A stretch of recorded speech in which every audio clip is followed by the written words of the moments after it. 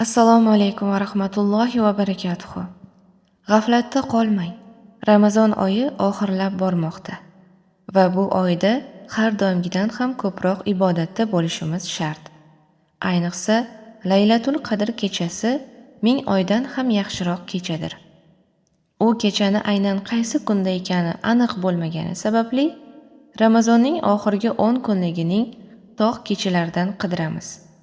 Demak, Ramazonning oxirgi 10 kunligining birinchi tog' kechasi 9-martdan boshlanib 17-martgacha, ya'ni 5 kun biz Laylatul Qadr kechasini qidiramiz.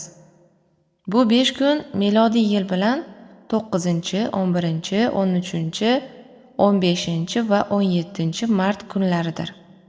Qidirish nima degani? Biz mana shu 5 kunning har birini xuddi Laylatul Qadr kechasidek o'tkazamiz.